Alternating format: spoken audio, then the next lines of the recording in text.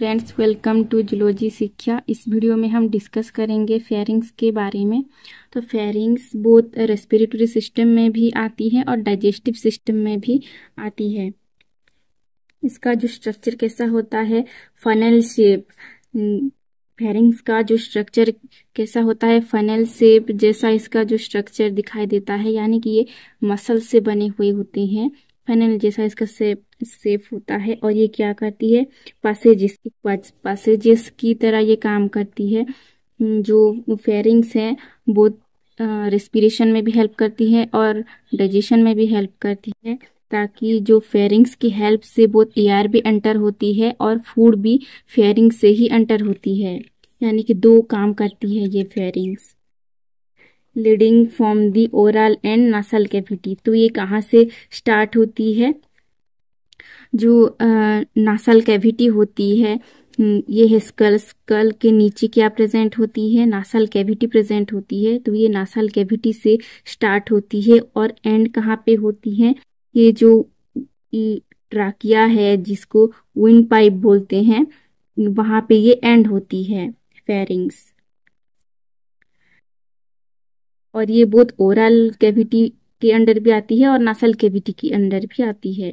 अगर हम फेरिंग्स की लेंथ के बारे में बात करें तो फेरिंग्स की लेंथ कितना होता है, ये 12.5 cm इसका जो लेंथ होता है।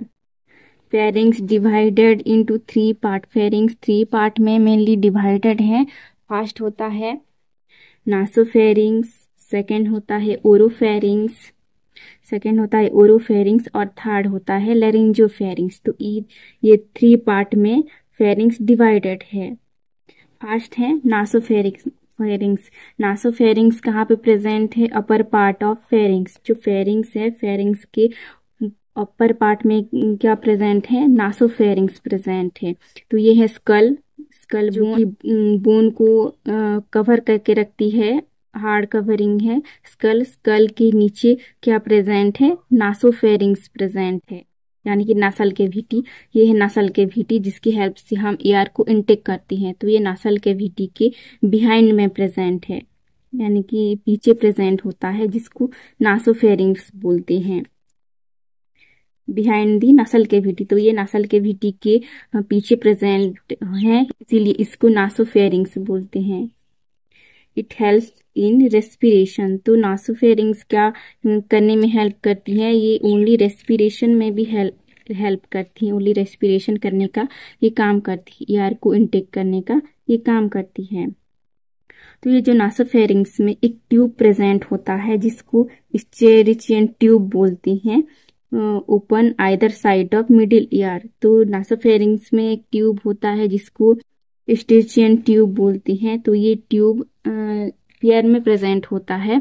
2 ट्यूब प्रेजेंट होते हैं, एक होता है लेफ्ट साइड में और एक होता है राइट साइड में। तो ये ट्यूब कहाँ पे प्रेजेंट होती है, ये नासोफेरिंग्स में प्रेजेंट होती है। और ओपन कहाँ पे होती है, हमारे ईयर में ओपन होती है। तो ये ट्यूब फंक्शन क्या करती है, काम क्या करती है, ये एयर को बैलेंस करके रखती है। जब हम रेस्पिरेशन करते हैं, एयर को इनटेक करते हैं, तो वो एयर को बैलेंस करके रखती है स्टेरिचियन ट्यूब।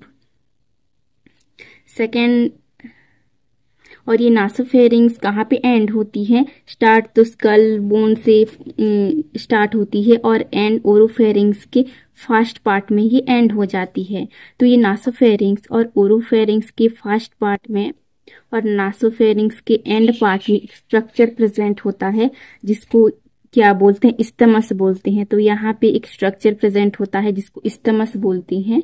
तो इस्थमस क्या करती है, यहाँ पे प्रेजेंट होता है,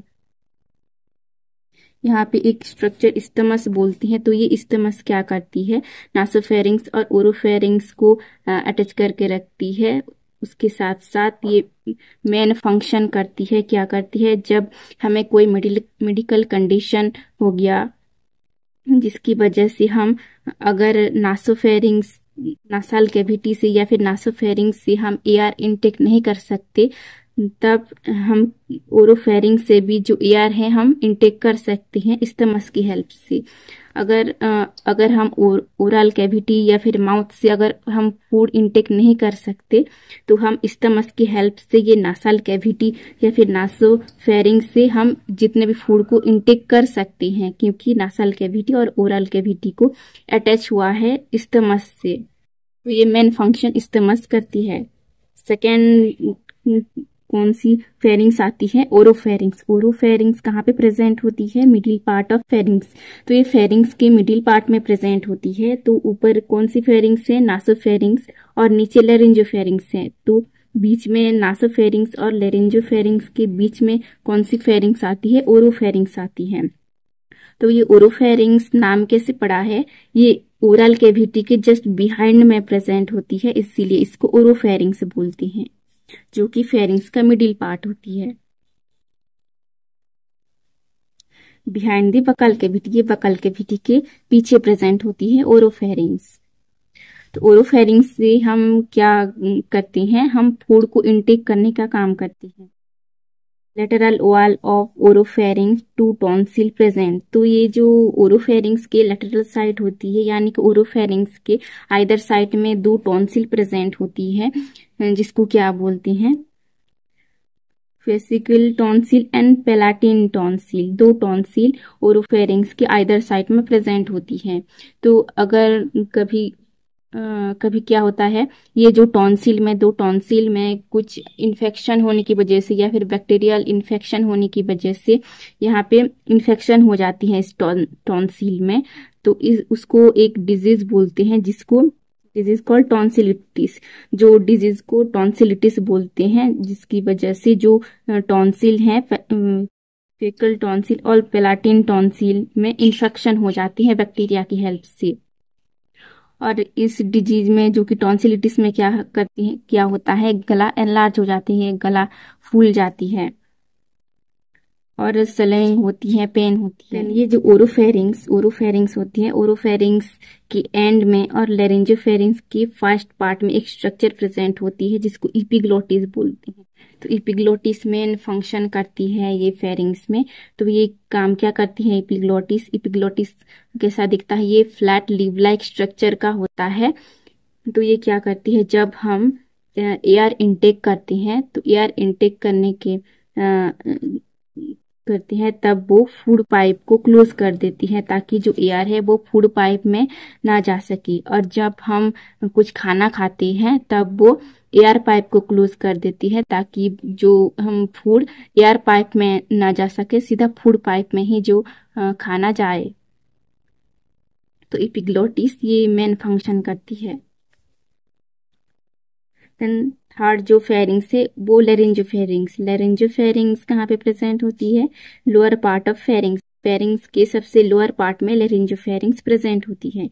तो ये ओरोफेरिंग्स के जस्ट बिलो में, यानी कि एंड पार्ट में लेरिंजोफेरिंग्स प्रेजेंट होती है, प्रेजेंट बिहाइंड द लेरिंग्स। तो ये नाम कैसे पड़ा है? ये लेरिंग्स है, लेरिंग्स के बिहाइंड में प्रेजेंट होती है लेरिंजोफेरिंग्स, इसीलिए इसको लेरिंजोफेरिंग्स बोलते हैं।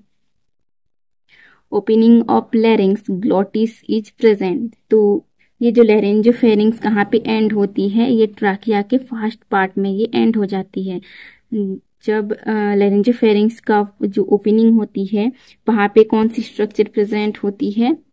ग्लोटिस प्रेजेंट होती है। ग्लोटिस यानी कि, तो ग्लोटिस क्या काम करती है? It regulate enter the food into wind pipe.